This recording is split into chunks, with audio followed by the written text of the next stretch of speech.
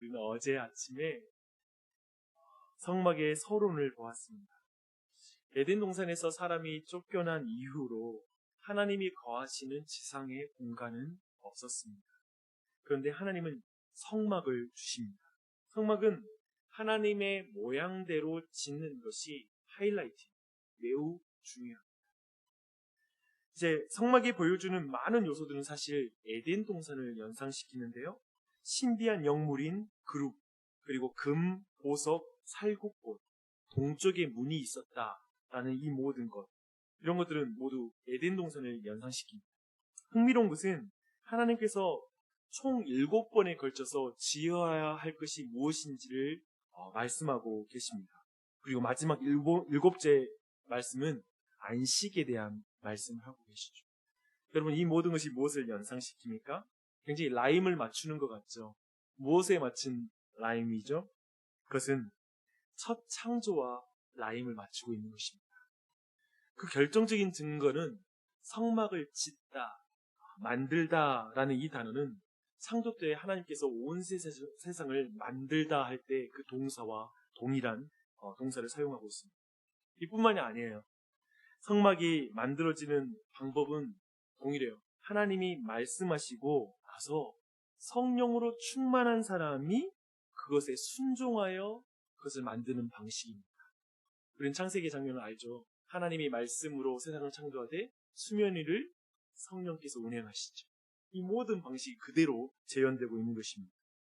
이 또한 하나님이 말씀하시고 그대로 창조되었다라는 그 첫 창조를 그대로 수행하고 있습니다. 그리고 그 성막은 이제 새 첫날의 새우라고 말하고 있어요. 그것이 바로 이 새로운 어떤 시대의 시작이죠. 이 모든 것이 가리키는 것은 분명합니다. 성막은 여호와 하나님이 첫 창조를 회복하시는 그 새로운 창조라는 것을 우리에게 보여주고 있는 것입니다. 이제 28장과 29장에서는 이 깨어진 첫 창조를 회복하게 하는 사역에서 꼭 필요한 사람이 등장해요. 그게 누구죠? 제사장입니다. 제사장 직분은 본질적으로 하나님의 백성 이스라엘이 하나님과 교제하기 위해서 존재하는 직분, 그것입니다. 특별히 28장의 제사장의 의복에 대해서 굉장히 자세하게 말하고 있거든요. 성막도 그렇지만 모든 것은 상징입니다. 그리고 그 상징이 가리키는 대상이 분명하죠. 그 대상은 예수 그리스도이십니다. 그리고 그분의 사역을 볼 수 있게 하는데요. 이제 겉옷은 제사장 직분의 다양한 기능과 그리고 성격을 우리에게 알려주고 있습니다. 이제 에봇이 나오는데요. 에봇은 견대와 흉패와 연결되어 있습니다. 이것이 우리 모두에게 분명하게 가르치는 것은 제사장의 어깨의 힘과 제사장의 가슴의 애정은, 사랑은 자기가 대표하고 있는 사람들의 유익을 위해서 온전히 바쳐졌다라는 그런 의미를 가지고 있습니다. 그들을 위해서 제사장은 예봇을 입었다는 것입니다. 이것은 예수 그리스도에게서 실제가 됩니다. 예수님은 그 어깨에 무거운 십자가를 짊어지십니다. 그리고 연약하고 비천한 지극히 작은 자 하나의 죄의 짐을 그 어깨에 메셨습니다. 그들은 누구입니까? 대제사장의 어깨와 가슴에 있는 12보석에 그들의 이름이 새겨져 있습니다. 12지파의 이름이 그 보석 안에 아로새겨져 있는 것입니다. 택한 자의 이름이 알록달록한 보석에 새겨져 있습니다. 이것은 너무나 애정이 가득한 표현들입니다. 사실 굉장히 이 옷 자체가 사랑이 가득 담긴 그런 옷이에요. 이것은 하나님이 이렇게 말하는 것과 같습니다. 너희는 나의 마음에 보석같이 반짝이는 존재란다. 세월이 가도 아름다움을 잃지 않는 그 영롱한 빛을 잃지 않는 보석처럼 너희의 약점과 실패에도 하나님께 너희는 빛나는 보석이란다. 내 마음에서 너의 이름을 제거할 사람은 아무도 없다. 어떤 피조물도 너희를 향한 나의 사랑에서 끊을 것이 없단다. 이 모든 게 지금 흉패에 있는 보석과 새겨진 이름, 그 어깨에 메어진 것들, 이 모든 것이 가리키고 있는 것입니다. 어떻게 이런 일이 가능합니까? 지금도 우리를 위하여 중보하고 계시는 대제사장이신 예수 그리스도로 인하여 이것이 가능합니다.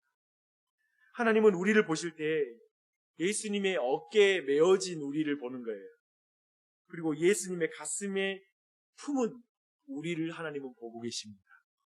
이것이 사나 죽으나 우리의 유일한 위로가 바로 예수 그리스도라는 그 의미입니다. 30절을 보니까요, 이 흉패 안에 우림과 둠림을 넣어두라고 말합니다. 그래서 이 전체가 판결 흉패라는 표현을 쓰고 있어요. 재밌죠? 판결 흉패. 판결 흉패를 제사장의 가슴에 항상 붙여야 한다라고 말씀하고 있습니다. 정확한 표현을 볼까요? 우리 30절을 보면 아론은 여호와 앞에서 이스라엘 자손의 흉패를 항상 그의 가슴에 붙일지니라 라고 이렇게 말씀하고 있습니다. 이 말은 우리의 판결이 사람에게 있지 않고 제사장에게 있다라는 이런 말입니다. 우리는 대제사장이신 예수 그리스도로 인해서 판결을 받은 사람이라는 것입니다. 우리 자신에게, 우리 하나님 앞에 우리 자신으로 평가받는 게 아니라 예수 그리스도의 가슴에 의해서 평가를 받는 존재다라는 것이죠. 얼마나 놀라운 은혜입니까? 이것이 우리를 얼마나 안전하게 만듭니까? 얼마나 큰 위로를 주는 말씀입니다. 이외에 이제 제사장이 맨 띠는 봉사의 상징을 가지고 있고요. 그래서 예수님은 섬김을 받으려 하기 위해서 오신 분이 아니라 우리를 섬기기에 오셨다라는 것으로 예수님이 그 실제가 되셨습니다. 진정한 띠가 되셨죠. 주님은 낮아지고 낮아지셔서 십자가에 달려 죽으시고 음부의 자리까지 내려가실 정도로 우리를 섬겨주셨습니다. 그래서 우리를 높여주셨죠. 바로 그 모든 걸 가리키는 것이 합니다. 여러 다른 부분도 있지만 이제 마지막으로 아론의 이마에 있던 그 정금패를 보겠습니다. 오늘 우리가 읽지는 못했지만 뒤에 있는 내용입니다. 아론의 이마에 있는 정금패는 무슨 의미입니까? 38절을 함께 읽겠습니다. 시작. 이 패를 아론의 이마에 두어 그가 이스라엘 자손이 거룩하게 드리는 성물과 관련된 죄책을 담당하게 하라. 이 패가 아론의 이마에 늘 있으므로 그 성물을 여호와께서 받으시게 되리라. 정금패를 이마에 붙인 대제사장이 늘 백성을 위해서 하나님의 존전에서 있는 거예요. 백성들은 생각해 보십시오. 삶 속에서 쉽게 부정해집니다. 온갖 오물을 뒤집어 쓰고 사는 것이죠. 그렇다면 그들이 하나님께 드리는 성물이 그러면 깨끗하겠습니까? 더러운 손으로 드리는 성물인데요. 어찌 정결할 수 있겠어요? 그런데 제사장이 그 성물, 백성들의 삶의 그 죄책을 담당함으로 말미암아 그 성물을 여호와께서 받으실 만한 것이 될 것이다 라고 이렇게 말씀하고 있는 것입니다. 그리스도의 거룩이 곧 우리의 거룩이란 말입니다. 예수님께서 우리가 드려지는 모든 것을 거룩하게 해주시니까 하나님께서 받으실 만한 것이 돼요. 우리가 억만금을 하나님께 드려도 그 자체가 하나님께 드려질 만한, 하나님이 5억을 드리면 야 받을 만해, 적게 드리면 아예 안 받을래, 이런 게 아니라는 것이죠. 5억이든 10억이든 억만금도 하나님 앞에는 부정할 수밖에 없으나 예수 그리스도의 은혜로 말미암아 하나님이 받으십니다. 그래서 두 렙돈이 될지라도 예수 그리스도의 이름으로 그 두 렙돈이 하나님께 받으실 만한 아름다운 예물이 되는 것이죠. 우리 자신의 개인적인 악함과 연약함을 좀 더 깊이 알면 알수록, 또 우리 안에 선한 것이 없다라는 그 수치스러운 사실을 알면 알수록 우리는 그 패가 그의 이마에 늘 있어서 그 성물을 여호와께서 받으시게 되었다라는 이 말씀이 얼마나 큰 은혜인지 몰라요. 그렇죠? 그렇죠? 감격하지 않을 수가 없습니다. 이것이 오늘 하루를 향해서 우리가 나아가면서 가지는 용기입니다.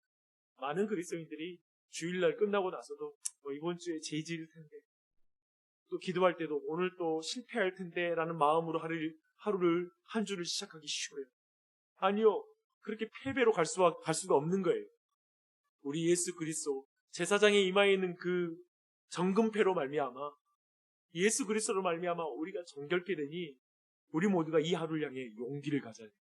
담대해야 됩니다. 보잘것없는 삶을 살아도 당당할 수 있는 이유가 이것 때문에 가능한 거예요. 우리의 삶이 지극히 작아도 하나님이 받으실 만한 것이 되거든요. 우리가 부족해도 예수 그리스도 안에서 하나님이 기뻐 받으시거든요. 이 사실을 기억했으면 좋겠습니다. 주 안에서 사랑하는 여러분, 제사장이 입는 옷에서 그리스도가 보이십니까? 죄인과 거룩한 하나님이 교제할 수 있도록 주님이 행하시는 그 사역이 보이십니까? 구약시대의 제사장이라는 직분을 통해서 드러나는 그리스도의 영광을 보십시오. 43절은 엄청난 말씀입니다. 아론과 그의 아들이 회막에 들어갈 때나 제단에 가까이 하여 거룩한 곳에서 섬길 때에 그것들을 입어야 죄를 짊어진 채 죽지 아니하리니 그와 그의 후손이 영원히 지킬 규례니라. 그것들을 입어야, 방금 말했던 제사장의 옷과 여러 가지 정금패, 이 모든 걸 입어야 그가 죽지 않을 거라고 말합니다. 구약의 제사장이 성막에서 죽지 않는 유일한 방법은 제사장의 옷을 입는 것입니다. 제사장이 탁월한 실력이 있거나 훌륭하거나 이런 언급이 없습니다. 제사장의 옷을 입는 것이 중요한 것이죠. 그러니 이 옷이 인간 제사장에게는 얼마나 안전하고 얼마나 위로가 되는 거예요. 그렇죠? 이 옷을 의지할 수밖에 없는 것이죠. 죄인이 거룩하신 하나님께 나아가는 것은 마치 사람이 태양으로 가까이 가는 것과 비슷합니다.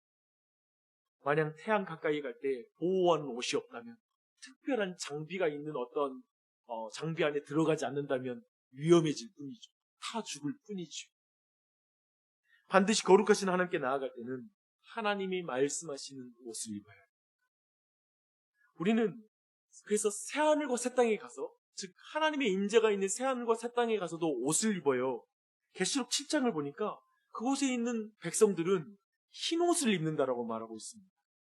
요한은 그 흰 옷 입은 자들이 누구냐고 물어봐요. 그때 천사가 이렇게 대답합니다. 이는 큰 환난에서 나오는 자들인데 어린 양의 피에 그 옷을 씻어 희게 하였느니라 라고 말하고 있습니다. 이 옷이 없이는 새하늘과 새 땅에 들어갈 수도 없고 들어가서 살 수도 없습니다. 우리는 영원토록 옷을 입어야 돼요. 하나님이 지은 옷, 그 옷을 입어야 돼요. 사도 바울은 이렇게 고백합니다. 그런즉 누구든지 그리스도 안에 있으면 그리스도의 피로 정결케 되면 새로운 피조물이라. 이전 것은 지나갔으니 보라 새 것이 되었도다. 지금 이 이미지 기억나죠? 모든 게 지금 새 창조와 관련이 있다고요. 그렇죠? 우리가 지금 새롭게 되었어요. 새롭게 창조된 거예요. 혹시 여기에 지금 가정에서 어쩌면 따분하고 냉랭하고 방황하고 변덕스러운 내면을 가지고 있는 분 계십니까? 영적 상태가 기복이 심하고 그리고 회의와 공포로 자주 시험을 받으며 괴로움을 당하는 분 계십니까? 거룩한 하나님의 실제에 대해 자주 막연하게 생각하거나 하나님에 대한 확신을 잃어버린 그런 분 계십니까? 그래서 고통을 느끼시는 분 계십니까? 스스로 자신의 삶은 빵점이라고 생각하는 분 계세요? 너 신앙은 가짜야 라고 스스로 판결하는 분 계십니까? 인생의 짐, 죄의 짐을 자신의 어깨에 메고 수고롭게 그 길을 걸어가고 있는 분 계십니까? 하는 일도 가족과 동료 사이에 볼품없는 자신의 모습 때문에 낭망한 사람이 있습니까? 너 같은 게 하는 사람이 있습니까? 그런 분들, 하나님 보좌 앞에서 우리를 위해서 중보하시는 대제사장을 보십시오. 대제사장을 주목하십시오. 그분의 어깨에 내가 짊어져야 될 십자가가 있습니다. 그분의 가슴에 내가 보석처럼 빛이 납니다. 정금패 위에 여러분의 시야를 고정하십시오. 다른 걸 보지 마십시오. 그 정금패를 바라보십시오. 하나님이 예수님 공로로 당신을 영원히 받아들이십니다. 예수님의 보혈 때문에 당신은 여호와께 성결이 됩니다. 여호와께 성결. 믿으십니까? 이 약속을 붙잡으십시오. 이것만이 우리의 유일한 위로가 됩니다. 이 아침에 기도할 때 우리를 위하여 기도하시는 대제사장 되신 예수 그리스도께 감사의 기도를 드렸으면 좋겠어요. 그분 안에서 안전합니다. 내가 여호와께 성결이 됩니다. 라고 고백했으면 좋겠습니다. 특별히 이번 사경회를 통하여서 온 교회가 대제사장이신 예수님께 모든 시야를 고정하고 그분을 바라보는 그 진짜 회개가 일어나게 해달라고 기도했으면 좋겠어요. 자책하고 실망하고 자신의 삶과 세상을 바라보는 게 아니라 대제사장이신 예수님을 보게 해달라고, 그런 영적인 부흥을 달라고 기도하십시오. 그리고 그분 안에서 위로를 경험하고 자신의 새로운 정체성을 발견하는 것, 별과 같이 빛나는 자신을 보는 것, 보석과 같은 자신을 보는 것, 주님이 끝까지 붙잡아 결국 새하늘과 새 땅에서 정말 흰 옷을 입고 주님을 예배할 날을 바라볼 수 있는 믿음으로 변화되게 해달라고 간구합니다. 이 아침에 그런 기도를 드리십시다. 우리의 기도를 사용하실 줄 믿습니다. 기도하겠습니다.